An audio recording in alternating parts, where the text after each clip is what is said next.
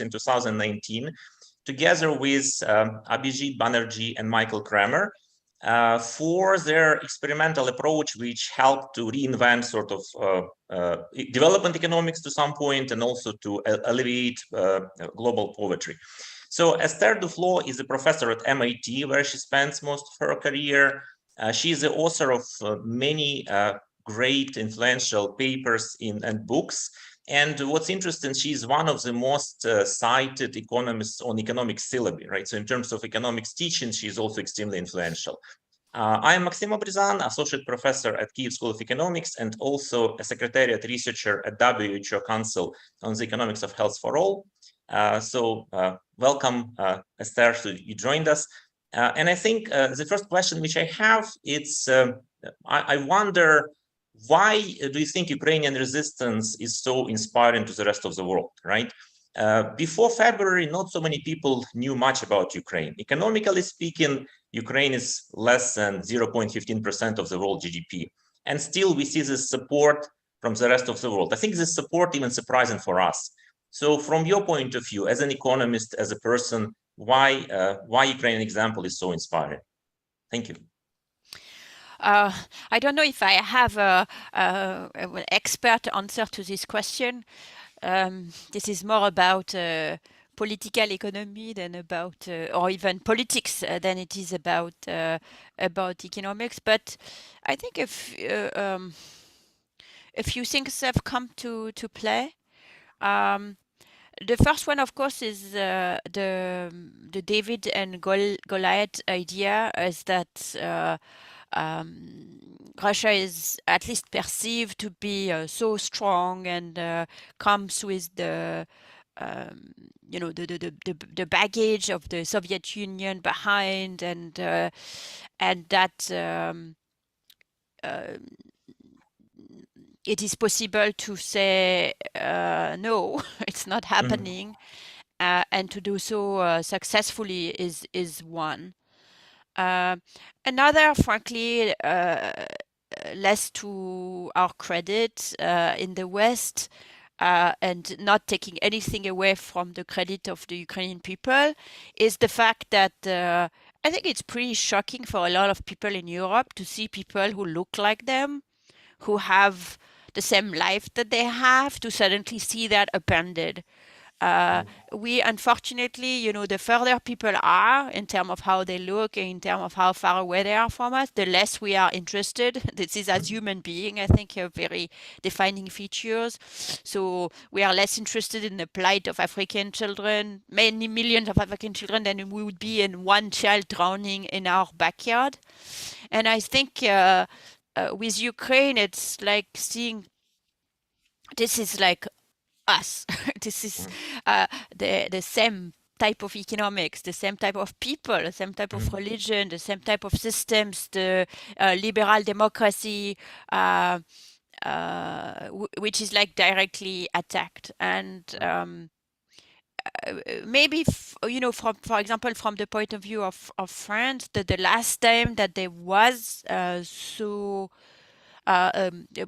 deep empathy for another people was in the Serbia Bosnia conflict, where again it was seen, my God, these people are just like right there.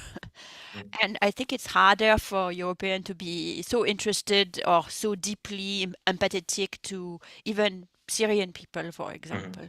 So I think those are the various elements. And of course, in the very first days of the invasion, the strength, the bravery, both of your president and of the people on the ground, that's more accidental in how how powerful it became to rally behind. That's a feature that's very specific to Ukrainians at this moment. Thank you so much. Thank you so much. We appreciate the support. We very much appreciate your speaking with us today. We understand that you're super busy, so we very much appreciate this in Ukraine. So my second question is, obviously you've done a lot of work in different countries, right? From what I could see, you worked in India, Indonesia, even in Russia at some point. And these countries are all very different in terms of sort of economic development, political system, historical sort of development, religion even, right? They are all different. Do you have any universal principles to reduce poverty, to promote equity that would work in all countries? You know, disregarding sort of religion, disregarding if it's authoritarian or democratic, disregarding if it's developed or not, and in particular in relation to what we have now in Ukraine. Thank you. So I don't think they are universal principle per se, but they are certainly features of being humans that you're finding, common across all countries, and that can help in interpreting, in analyzing any specific situations. So it is not like the contexts are vastly different, both geographical, economic, the level of development, and so on. But the human constitution is not that different, and therefore one can often think about how do humans behave in general, and then plug it into a particular context to see what do we expect in this context. So in my work, we run randomized control trials, so we evaluate the impact of policy or intervention in very specific settings. And you might think, well, it's never going to, really transport to other settings. And what I have found is that it often does, and either directly because the settings are relatively different, or it gives you a way of thinking about the next setting, and therefore about how you would transform the intervention for the next setting. So for example, if you think about social protection and how to help people who have fallen on hard times, in all countries that I've worked with, there is one difficulty is a political economy difficulty. Is people are pretty reluctant. People always think that other people will be more responsive to financial incentive and will be more likely to take advantage of the system than they themselves are. So and the reality that we find that is true both for rich countries and poor countries, and is that many people are actually quite willing to do their share, and people want to work, and people want to be part of society and part of a common project. So even if they had the ability to live for free, they wouldn't want to. That means that gives us actually quite a bit of opening for thinking about protection in a way that society comes together. So, for example, Ukraine now is like in a heavy, huge example of that, of like coming together in a very specific, very specific and dramatic circumstances, but towards a common project, which is the project of Ukraine.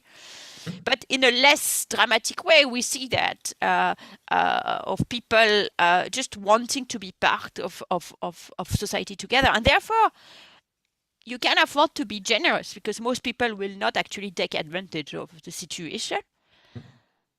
But what stops us from being generous is we think that other people will not be generous. And we find that both in very poor circumstances and in much richer countries where the social protection systems tend to be very suspicious of those who need the help, and to go with a big dose of moralization and forcing people to do this or to do that. And so when you have a chance to reconstruct, when, hopefully soon enough you will be at peace and victorious, then you can maybe take that into account coming from this common ordeal you're going through now, is that being quite aware that there is a lot that you're willing to do for each other, and that can be the spirit of the social protection system moving forward. So to continue with your thought, like there is obviously this issue of automation, right? Potentially a lot of jobs will be lost, right? And it's so basically you mentioned rich countries, right? They have strong social protection schemes, but what we see now, there is a lot of research that some of the jobs will be lost. And likewise for the poor countries, do you see any potential in the universal basic income, right? And if yes, how would you find such schemes? How can it help to reduce poverty? So what do you think about this UBI paradigm? So I think UBI is not going to be a solution to the automation problem in rich countries. Okay. For several reasons. Number one is to live a decent life in rich countries, you really need a fair amount of money. So it would the proposals that are floating around are such that in order to finance them, you would have to stop pretty much everything else. No schools, no hospital, no defense, no nothing, because everything would have to go through the UBI. And I think there are a lot of reasons to have things that are not just money transfers between people, in particular good quality social services, in particular universal coverage for health, and so on. The second reason is that it goes back to this idea of what people derive dignity from. And it's not just from money. People derive dignity from having a role to play. For a lot of the proponents of UBI is once I give you money, you will, find a hobby or work in an NGO and so on. But what do we know from looking at people's, from looking at how people spend their time, is that people who have full-time jobs are more likely to be volunteers than people who don't have a job. Yes. So Right. I think it's this voluntary activity. They don't really replace for most people just a stable job. So and then the third reason is that for rich country, we have good information of who needs help and when. For example, for automation, we can have a sense of which are the jobs that are going to disappear. Same thing for trade. And therefore, we can concentrate our assistance to those people who need it. And there is no reason to be universal, because I don't need a universal income. My job is not about to be automated. So instead of having a UBI, I would do some things like, for example, focusing a lot of resources both on helping people whose job is directly threatened, and creating and subsidizing other jobs that are not threatened by automation, that are needed for society, and that are potentially the source of fruitful career. So the example, for example, is childcare. Okay. Currently in the US, nobody wants to be a childcare worker because the price that they can afford to pay is much lower than working in an Amazon warehouse. And there is not much technological progress in early childhood. It's not going to be replaced by robots. So the bad news is that it's always, if you want to provide it at the level that of quality that you need, it will need to be subsidized. The good news is that so many careers can be done there, and of course the benefits for society are so large. So this is kind of how I would spend my money in rich countries. In poor countries, the answer is different because the information system is so much poorer. And also people need less money to fulfill basic decency need, which is feeding your family. So there, what we recommend in our book with Abhijit Banerjee is universal, very basic income, which is basically the opportunity to access a source of fund when you need it, where basically just by asking. Okay, great. Thank you. So I mentioned that I worked as a secretariat researcher at the WHO Council for the Economics of Health for All. It's led by Mariana Mazzucato, a very famous author. There are a lot of other great, brilliant economists in this council. And one of the issues which the council raises is unpaid work. You mentioned already childcare, right? But you mentioned maybe commercial when you have like a kindergarten. But apparently, especially women, they do a lot of care work at home. They cook, they take care of children. Breastfeeding alone can add 44 hours per week of women time of a young mother. And I know that some countries like Uruguay, they already implement policies which would compensate at least part of this time if you take care of your, for example, parents, right? Do you see any way of making it like universal, applying time use data, paying money to people who do that? Because what we see here is apparently women are very much they took this burden, right? It hurts their chances on the formal job market, and yet they're not compensated for that. So as a development economist, what would you recommend in terms of this unpaid care, time use data? Are there any easy solutions which will be accepted? Thank you. It's a great question. It's a bit double-edged sword because when you make it financially more attractive to do that, that also encourages women to drop out of the labor market. And in some developing countries, we encourage their husbands to tell them, "Oh, you can be out of the job market," even when women would prefer to work. Okay. So in France, we at some point there was uh, extended parental leave for the third child was introduced. Mhm. Very long parental leave with subsidies for the government, and a lot of people Mhm. took it. But then the issue is that they don't come back to the labor market later on. Ah, ah, okay, So okay. so it's a bit of a double-edged sword because if you look over the long run Mm.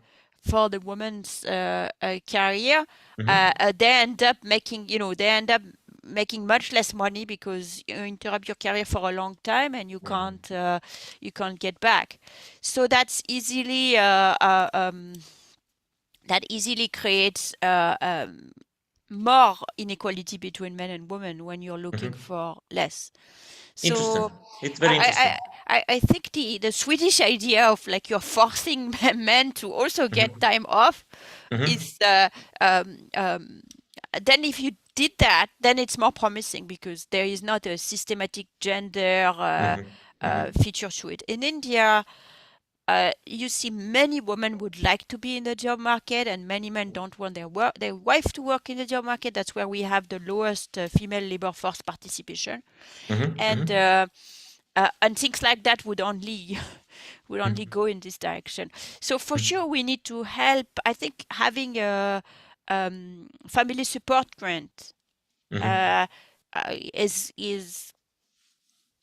really important. Mhm. Uh, for equity reasons, also because there are externalities to Mhm. well-fed Mhm. and well-raised children. But I don't think it should be contingent on people Mhm. spending time breastfeeding. I think Mhm. everyone should have access to the same family support grant. And Okay. that can be made universal, or that can be made again in rich countries that can be subject to means test. Mhm. Okay, thank you. That's very interesting. That's very interesting perspective. Thank you. I really appreciate this. It's very interesting. Like you've done obviously a lot of work on poetry, right? And there is another like a known person whose name is Rutger Bregman. He has this famous TED talk in which he claims that ideas. So he claims that poetry is not a lack of character; it's a lack of money. And I think in your work you also showed that poor people can often make more wise financial decisions. So from based on your work, based on all these sort of interesting experiments which you ran, can you say that poetry it's more like a character part or it's really lack of money?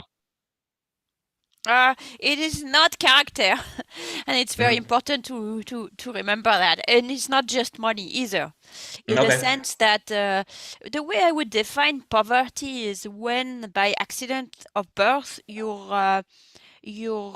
or by accident of life, but often it starts with birth. Mhm. Your The set of opportunities you have is constrained by the very fact that you are poor. Mhm. So money is a big one. So for example, if you are poor, nobody will lend you money, and therefore you cannot, if you have a great business idea, you can't start it. If you're richer, people are more likely to lend you money, and you can further multiply and therefore get to where you need to be. If you are poor, you have access to less good schools, and your education will be less will be less good. Um, if you are poor in many countries, that means your access to healthcare is severely curtailed. Mhm. Mhm. Mhm. So, money is not just about. So poverty is not just about money. It becomes education poverty. It becomes health poverty. It becomes uh, basically the inability to fully ex- um, reveal and use your capabilities. Mhm. So Mhm. that's how I would define poverty. And definitely, there's plenty of evidence that um, poverty generates poverty traps, and that the very fact of being poor limits your opportunities in a way that preserve you that maintains you into poverty, and that interventions, we can do things to help the poor get out of that, because it's certainly not about character. Okay, thank you. Thank you. And so I have also a question about, like, you are author of very influential books like Poor Economics and Good Economics for Hard Times, which are like very popular. Lots of reviews, and again, people read them. People they're accessible, like to simple people, right? You don't need like PhD in economics to read these books, right? So they're kind of accessible. And obviously, this session today, we have a lot of people who are not economists even, right? So we have different people who join it. And based on this book, based on what you know about our situation in Ukraine, what would be your recommendations, right, for, let's say, Ukrainian parliament or ministries, right? That would be like first thing to do once we win, right? Like, let's say tomorrow there is a victory. So what would you do first thing based on these books that would help us to get out of where we are now? With the benefit of having gone to Ukraine a grand total of one once, and that too a long time ago, I think in 1991, I don't feel in a position to comment on what Ukraine should do. I think Ukraine is full of this audience is full of very competent people who can do that better than me.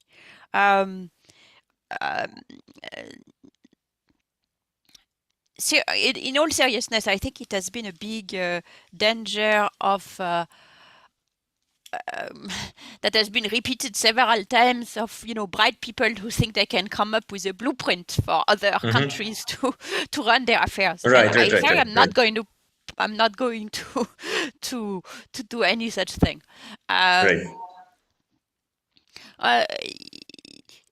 On the other hand, so I think the one thing I would say is more suggest a process, which is take the time to figure out, what you have learned about yourselves as a nation through this ordeal. This is a little bit what I was talking about in terms of national solidarity, and the extent to which you want these lessons about your strengths and your ability to and your project, and what it means to be Ukrainian, and what it means to do things together, to be kind of the spirit in which the not so much the institutions which are already in place, but the economic system, the social protection system, the education system, the health systems get rebuilt. And then once you have the principle in place, which I think is more of a consultation of everyone in society, then there is a lot of evidence we already have about how to achieve a particular objective. So, for example, if we're thinking about the health system, you might come up with the principle that, okay, we want everyone to be covered for health expenditure. This is like a fundamental right of someone in a modern society like Ukraine, that everyone should be covered for their for at least for basic health expenditures. Okay, there are various ways to achieve to that. We can compare different systems and choose, but starting from that system. I'm just making up that example. Maybe it's not the example you have in mind, but that would be one. Okay, good, thank you. And I'm sure you've heard about discussions that there is some kind of Marshall Plan being developed for Ukraine to rebuild it. Some people say like $350 billion will be donated to this purpose. Ukraine has been known for extreme level of corruption. Part of it has been resolved. We have this Prozoro auction system, which is like award-winning, and like people talk about it. Obviously, a lot of infrastructure is being destroyed by sort of Russian army. The question is if we need to build any factories close to Russia, Belarus, obviously. But I think we should not also forget about the social sphere, right? And where would you see the greatest return, sort of social return on investment, if you may use this word? sort of you've done a lot of work as a researcher. You worked on Global Development Committee to advise Barack Obama on development aid, right? I think there are probably some common recommendations in terms of the social sphere where you would like to put most of your effort, especially in the beginning of this implementation of this Marshall Plan. I mean, there again, who am I to give these suggestions to you? I mean, I think it's really for the Ukrainian people to figure it out. I don't think it's gonna be avoidable to spend a lot on infrastructure. Like you can't you can't go on without having electricity and heat and bridge and stuff. Yeah. Like the good news is that the experience from places with massive amount of destruction during the Second World War, for example, Japan or Germany, is that post-war you have a boom, in fact, with the places that that got destroyed, rebuilding really quickly and going back to where they started from. So there's no reason to think, especially in the context of a Marshall Plan, which I really hope and believe would come, that Ukraine would enjoy that. So two things maybe to keep in mind. The first one is how to rebuild. So not to riff on the US, but you probably want to try and build back better. Both the US and Europe need to basically dismantle a lot of the old energy infrastructure to reconstruct it in a way that is consistent with net zero promises by 2050. You need to, so in the infrastructure itself, there can be choices to be made to have something, to build the right pipes to prepare ourselves for a mostly electrical future. That's infrastructure, but that's infrastructure with in mind the social change, the fight against climate change. Ukraine can certainly find itself at the forefront of that and take a leadership role for the rest of us, simply because there will be a pretty largely blank slate. And it would be unfortunate to say, oh, we need to go quick, so let's go back to coal and so on. So that's one. And the other is this, as you said, the social infrastructure. We already mentioned it. But to build, take in the same way that post World War II in Europe, this is when our social protection system got put in place that we are still, living on. Ukraine can put a social compact that involves, how we are thinking about healthcare, how we are thinking about education, how we are thinking about social protection in case of risks, and again have a chance to think that up almost de novo from the ground up. And I think nobody else than Ukrainian can do it. But they can do it with UK can do it with the benefit of the hindsight of what has worked, what has not worked in the process of achieving these objectives. For example, again, healthcare for all, education for all. I mean, basic healthcare covered for all, education for all, and the protection against the risks of life, including globalization, automation, and pandemics and wars. Okay, very interesting. Thank you so much. And I think you've done work also on climate, right? So what special challenges, right, does climate change, right? We have this upcoming COP27 meeting soon, but what are the special challenges of climate change? We know that people in global south, as they put it, right, they often are more affected than people in sort of global north. What to expect, right, from effective poverty alleviation in the light of this, climate change? So What do you see? the massive, so climate change I've described as the political problem from hell, because the emissions that are responsible for climate change are mostly coming from rich citizens of rich countries, but the people who are going to suffer from it in reality are poor citizens of poor countries. Right. And no one cares. This comes Okay. back to what we were saying about the contrast between the solidarity for Ukraine, which is very much welcome, and the fact that there is much less solidarity for people who are drowning in Pakistan, or people who are going to die of heat in the next 30 or 50 years in Sahel, in the north of Latin America, or India and Pakistan. And that makes it for a difficult problem, because there is no immediate imperative. In reality, there is no immediate imperative for the richer countries to do something on that quickly. Okay. And so that's the political problem. I do hope that maybe we are learning from the fact that we can have solidarity with other people than ourselves, and we put that to good use in COP27, and have some real commitments, not just to some amount of money that would go to poor countries, but to a mechanism to make this money permanent and not dependent on the whims or something, and do that in a way that is progressive, where the financing mostly comes from rich people and the benefits mostly come to poor people, and do that in a way that focuses not just on mitigation project, but also adaptation for the disturbance that already exist and that are going to exist even more in the future. Okay, so let me remind our participants, right, that you can use Q&A to ask questions, right? And I think I want to finish on a positive note, right, my part. So I wanted to ask about the role of female economists, right? I already mentioned Mariana Mazzucato from this Council on the Economics of Health for All.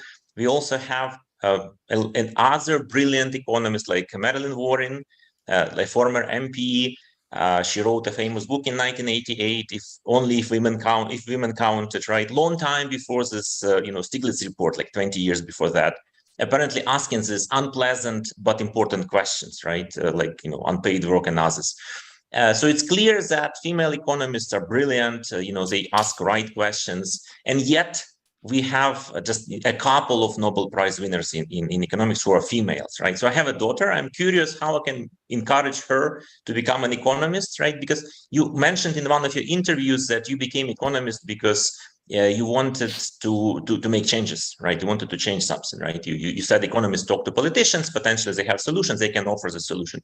So what would be your recommendation for Ukraine or for all women in the world, how to have more female economists, how to make them more powerful, and actually bring more of sort of thinking about the people, right? Not just about the money into the agenda? Yeah, that's a great question. So the one aspect of it is a question of communication, which is, I think, the young people in general, but young people in particular, when they are at the point when they are thinking about choosing a career, think of economists mainly as people who are interested about exchange rate and stock market and maybe inflation today. And they might not be so, this might not be what they are interested in. They are interested in, but in fact, in reality, in the economics profession, there are all the people you mentioned, but and many more, women and men, who are doing work on everything: climate change, discrimination, social protection, the best way to organize the solidarity between people, my work on development, and so on and so forth.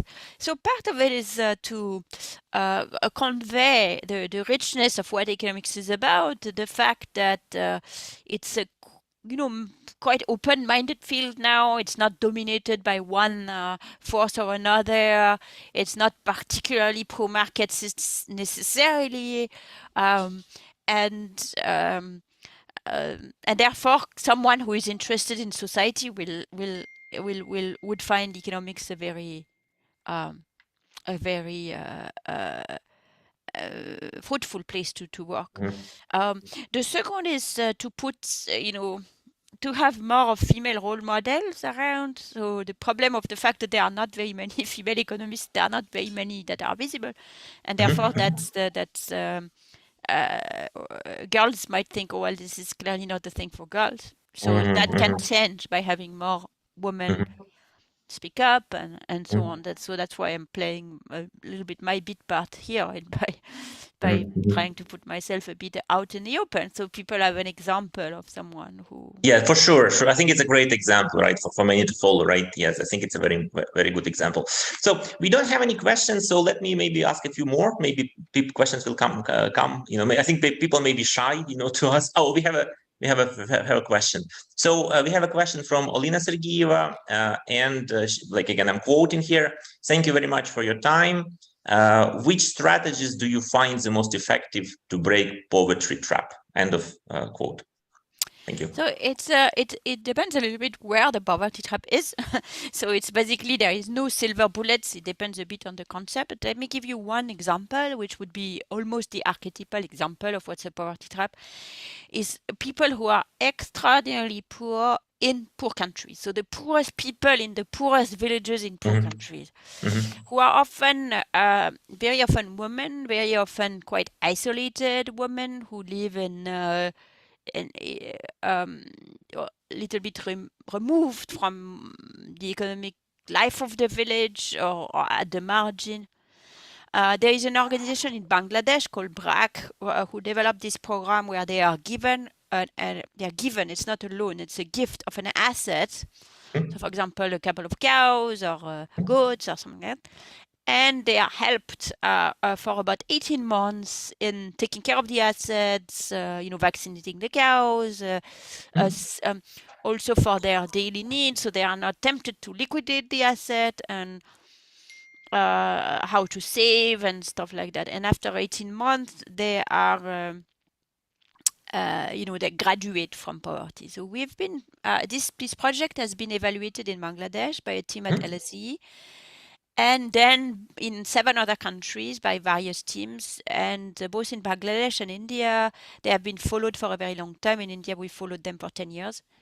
And what it shows is a very long run impact of this program extending to the next generation.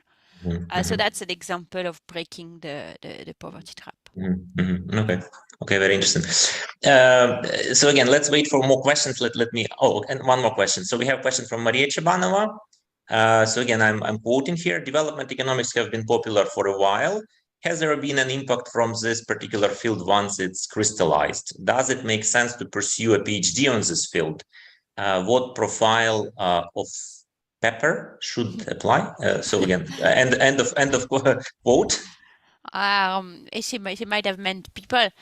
So yes, development economics has been actually quite impactful, I would say. It's a bit self-serving to say that, but if you take just JPAL, the lab and the network that I helped fund, we try to track the number of people who have been touched by innovation that someone in a network found to be effective.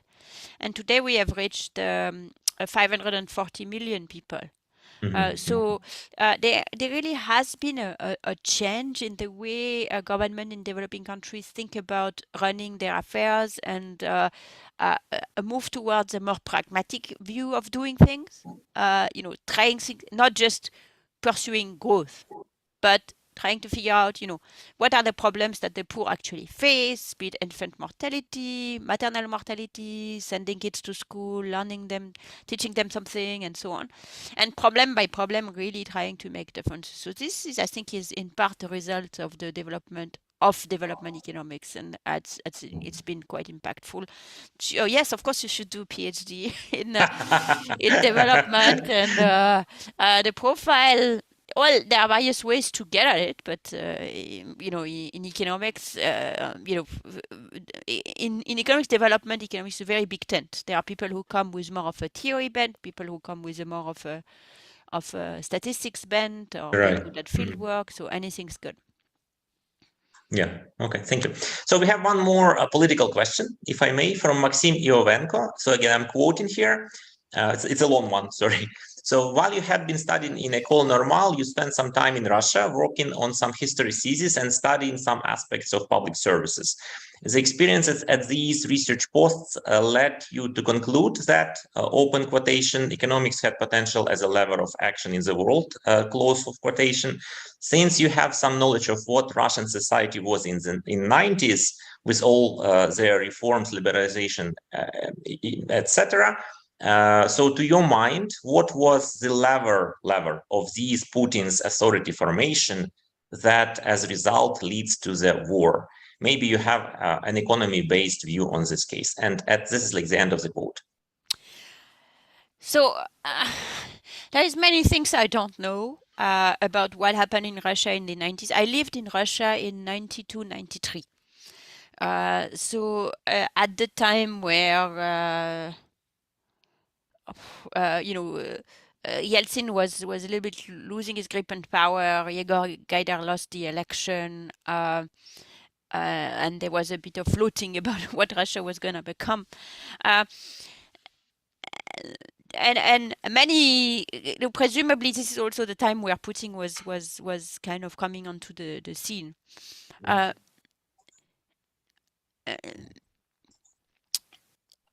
Many aspects of this story have little to do with economics and more to do with politics, but some have to do with economics. Even at the time, I was actually watching with a mixture of fascination and horror about what was going on in Russia, because I felt, wow, this is a big experiment that we are really not controlling. And one of the things that happened at the time is voucher-led privatization. And there was good arguments to do it, but with the idea that it would, it would give everyone a stake in the system. But it was also, potentially extraordinarily dangerous for the government to decide that they were going at once to give up all of their source of funding. Since at the time there was no, taxation, and it was all of the economy was from these enterprises. And of course, you give up all your sources of funding, so you cannot protect people, and at the same time, they have this voucher that they can easily give. So even at the time, I was very worried that one possible outcome would be the consolidation of wealth in very few hands, which can't be good economically or politically. And I continue to think that overall that's not the only thing that happened, that it may have been the voucher-led privatization may have been at least one reason to the consolidation of power in the hands of few that eventually became Putin for more accidental reasons. Okay, so we have two more questions. So again, I know you're super busy. So, please as little or as much time as possible, right, for this question. So the first question is from Ellen Carlson. The poor economics seems to advise against master plans, in quotes, and top-down approaches to development, instead creating conditions for well-researched small-scale experiments which can be brought to scale proportionate to their feasibility. Bottom-up searcher approaches. Is this correct? And what does it imply for development policy and programming in Ukraine and other countries? That's the first one. And then, if you answer, I'll add another one. Thank you. Yeah, that's definitely correct. And that's a very nice way to put it. And I think what this implies is again, you come up with a few principles and things that you'd like to achieve.